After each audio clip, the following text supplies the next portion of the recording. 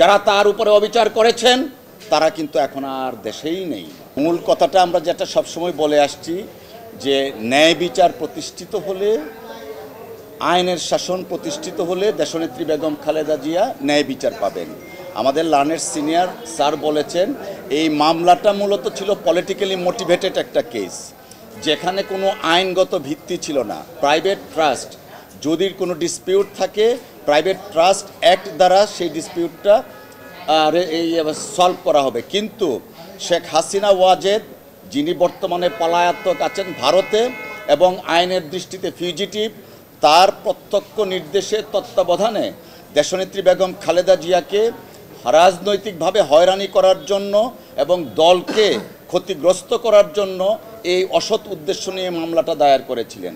দেশনেত্রী বেগম খালেদা জিয়াকে যখন পরীক্ষা করা হয়, আইনি ভাষায় যেটা বলা হয় 342 যখন দেন, তখন তিনি বলেছিলেন এই মামলায় আমি নির্দোষ। অনেক বড় একটা লিখিত তিনি বক্তব্য দিয়েছিলেন এবং তাও বলেছিলেন যে আল্লাহর পরে বিচারকের স্থান। আজকে যদি আমার উপর অবিচার করা হয়, যারা অবিচার করবে তারাও একদিন বিচারের মুখোমুখি হবেন। তো আজকে দেশনেত্রী বেগম খালেদা জিয়া 2018 সনের সেই আর্জ আজকে প্রমাণিত হয়েছে। তিনি সেদিন ন্যায় বিচার চেয়েছিলেন কিন্তু আদালত থেকে ন্যায় বিচার পাননি। যারা তার উপরে অবিচার করেছেন তারা কিন্তু এখন আর দেশেই নেই।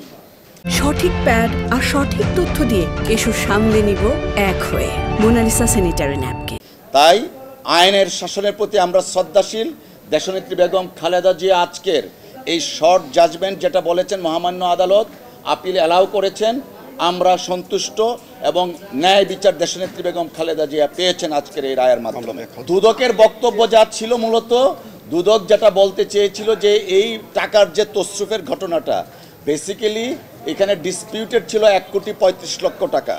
সেই 1,35,00,000 টাকা মেট্রো ম্যাকাস দিয়েছে এবং শাহজালাল ইসলামী ব্যাংকের পে অর্ডারের মাধ্যমে দিয়েছে। সেই ব্যাংকের যিনি কর্মকর্তা পে অর্ডারটা রিসিভ করেছেন তিনিও সাক্ষ্য দিয়েছেন, 15 নম্বর সাক্ষী আয়ু এবং ইনফরমেন্ট এই মামলায় তিনিও বলেছেন বেসিক্যালি হচ্ছে দেয়ার ইজ, মানে এই কেসটা ছিল নো এভিডেন্সের উপর ভিত্তি করে।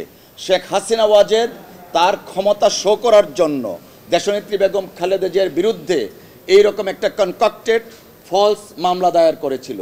আমরা আল্লাহর কাছে শুকরিয়া, দেশনেত্রী বেগম খালেদা জিয়া 342-র মাধ্যমে যে আর্জ করেছিলেন তৎকালীন সময়ের বিচারকের কাছে, তিনি বলেছিলেন কোরআনের আয়াত দিয়ে সর্বোচ্চ বিচারক মহান আল্লাহ তাআলা, তারপরে আপনারা যদি আজকে অবিচার করেন আরেকদিন আপনারাও বিচারের মুখোমুখি হতে হবেন। সেই আর্জটা আল্লাহ শুনেছেন এবং তিনি আজকে ন্যায় বিচার পেলেন সমস্ত আসামের খালেদা।